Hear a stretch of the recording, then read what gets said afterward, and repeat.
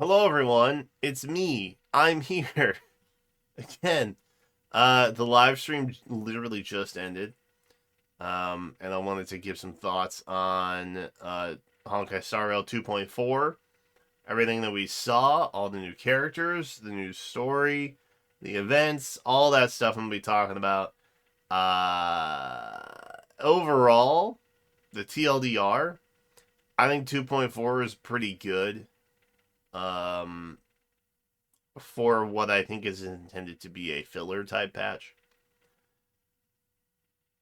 The events are more lacking, but there is a new location that we get, which I am particularly excited about. And so I'm going to play the version 2.4 trailer. We're not going to sit through a 50-minute live stream again. And I will just highlight some stuff as we go through. And then I'm also going to, because I haven't made a video for this yet, because we actually got 3 characters dripped for 2.5. I'm going to talk about them at the end of the 2.4 kind of overview. So let's watch this first. Coming back to this place brings back so many memories. You know? There you are! Everyone, this way! I still want Boba, by the way. I saw it at 7:30 this morning. I still want it at 8:30. Would be greatly appreciated. Why are there Boris in here? Right on time. She needs to wear shoes. I'll say it. You can't be running around barefoot, bro. That's dangerous. Okay? You gotta put shoes on. That's crazy. Overall, the kid seems fine. She's physical destruction, though, which, yeah. But, you know, big sword, cool, I guess. I will not be pulling for her. Hello there. Hey, old metal. Which one do you want to strike? Oh, all of them?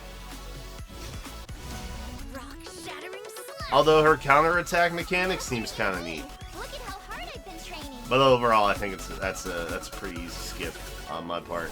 I could take 10. The new werewolf enemies look sick, by the way. The shackling prison on the loft. We're going to shackling prison. That's what I'm pumped about, man. Why are we there? Who are we going to see? Is it Jingliu? Is it Luocha? Who is it? What's going on? It's probably neither of those things, for what it's worth. I think there's probably just like a new enemy down there that's causing trouble, and that's like the whole reason. And like, we're here for the sword dance festival thingy. So they're just like probably wanting to enlist the help of the Trailblazers just because, you know, we're like there anyway. Just we just happen to be there. But if we ended up getting some kind of cameo at least for either Jingliu or Luocha, like that would be sick. I would be excited about that.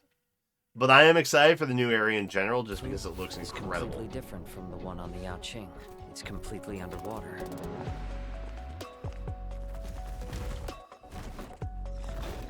Wherever crowds gather, there is always an... Now I'm a little torn on him. Because while as a character, his backstory involves him being a healer medicinally through food, his gameplay mechanics do not heal at all. In fact, his ult makes other ults stronger.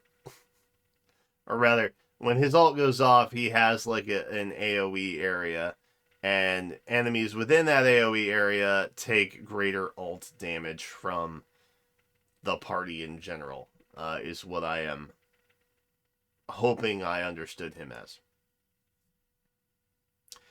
Now, while I basically only use Jingliu and Acheron hypercarry teams, that would benefit me, because ult damage is still a very nice thing to have. However, I was kind of hoping for healing. like a slight upgrade to McGallagher. Also, he'd be Nihility, which would make Acheron stronger.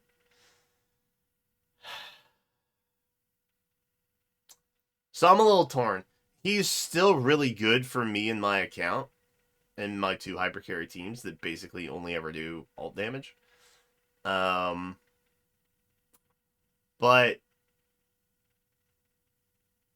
it's not what I was hoping.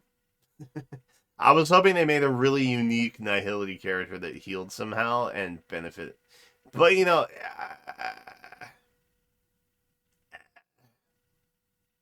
I'm on the fence as to whether or not I'm going to pull him.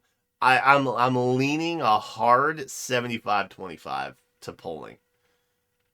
But knowing that a Black Swan rerun is looming over my head, potentially for 2.5, I am torn. I am torn. I am torn. Anyway, he looks cool and he sounds cool. Undercurrent beneath the surface. Since you're already here, why not have a meal before you leave? My first meal after regaining my freedom is the flesh and blood of my fellow kindred. My condolences, Miss Hanya. Memories of chasing, gnawing, and tearing. They've all come back. If this is what they want, I'm always up for a challenge.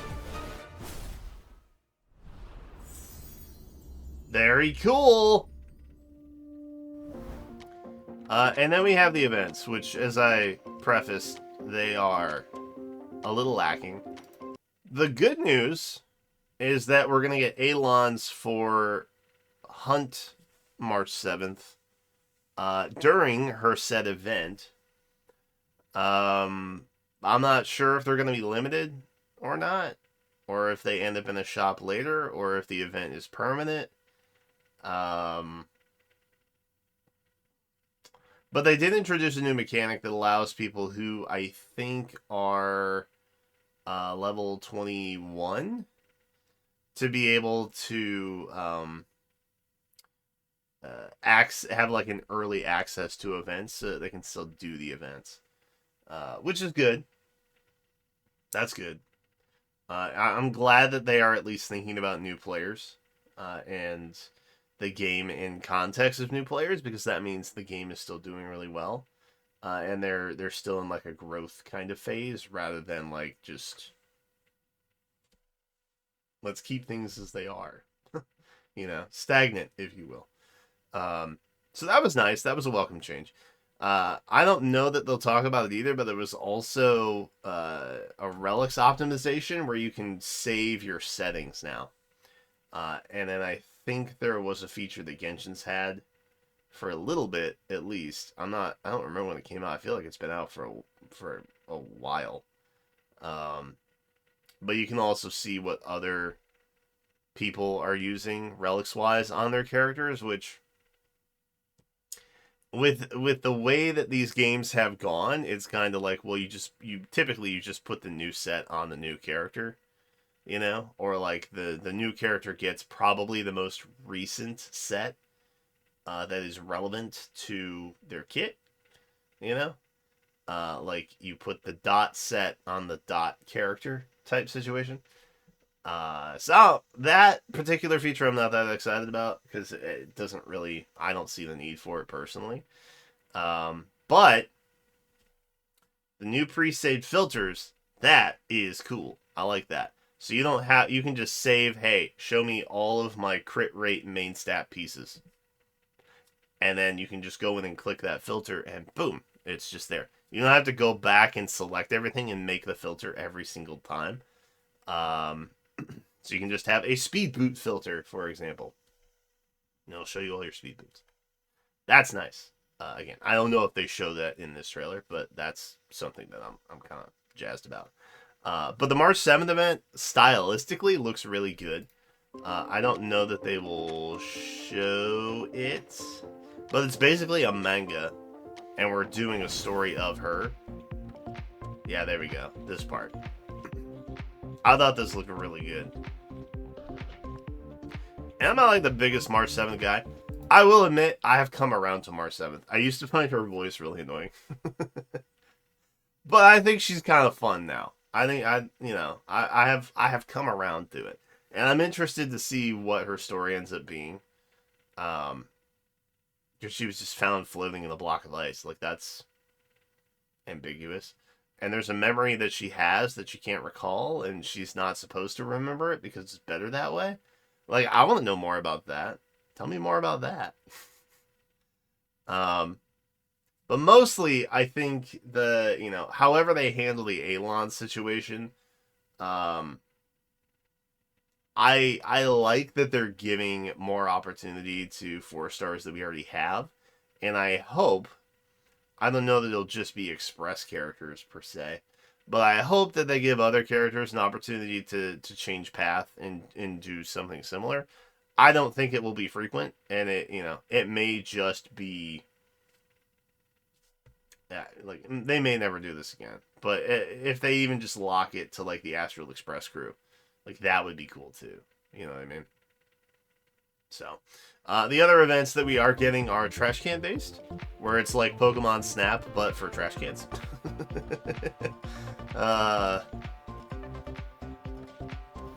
So, that's a thing. And then there's also a combat-oriented one, where we just kind of do, like, big trash can damage. Which, alright. So yeah, the events are a little bit laggy. The other thing that I want to show real quick, we did do a pause jump cut there, by the way, because I realized it wasn't in the trailer. We got a Fate Stay Night Star Rail crossover. That is real. I'm so mad I never did a video on this, but like a year ago, they had talked about, was it a year ago? It may not have even been a year ago. It may have been just like at the beginning of the year, several months ago. Months ago, they did a little like transcripted interview type situation where the Star Rail director and the Fate Night director, or the Fates director, sat down and like talked and stuff. And evidently, Star Rail, big fan of Fate, right? Which was cool. So there wasn't any implication of an actual crossover within that little interview transcript sit down session thing. But it made me think like, oh, crossover? And I was gonna, I was 100% gonna clickbait the hell out of that and be like, Star Rail's getting a crossover with Fate. And now here it is. So this is coming in Q3 of 2025. And if you don't know what that means, that's in the third quarter of next year. I mean, that's like next fall. So we are well into a year away. Like 13, 14 months away from this happening. At least. Okay. So, like, don't get too excited. But at the same time, they announced this, like, more than a year out. That's kind of crazy. It is wild. Or a year. You know what? A year. It's a year away. We'll say it's a year away. Yeah, but that is a thing, for what it's worth, which is kind of exciting. I like that they're doing that. At least they knew that this particular patch, again, outside the Shackling Prison, which I think is dope, they needed something to like get people excited, and I think that's why they announced this so early in advance. Because it is 2024 currently. This is 2025. So, but yeah, that was another hype factor. I think the optimizations and then this were two of the better pieces that weren't actually in that trailer. And then we also had some drip. We had drip drop of some new characters. There's Feijio. Feijao. I'm not sure how to say her name, but we saw her in the trailer. She was at the very end of said trailer.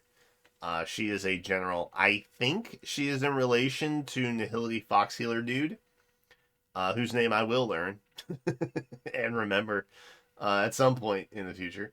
But she's going to be Wind Hunt. So that's something. Don't really know anything about her yet, other than she's like very confident. You can see her little. She prefers to call herself the lacking general because she's lacking in worries, regrets, and rivals. So she's very self-confident, right? That's a key takeaway. Ling Sha, I think is how you say her name. I don't believe saw her in the trailer. But she is also likely, coming out in 2.5. She is going to be a fire healer, I'm assuming, because she is abundance. So maybe this is the fire healer that I actually wanted all along. I don't know. I'm leaning towards just sticking with Gallagher at this point, but she might be good. I don't know. We'll see. She's got a little fox friend, cloud rabbit fox thing. I don't know what this is, but it's cute. It's down there. So she is also coming out in 2.5. And then Mose.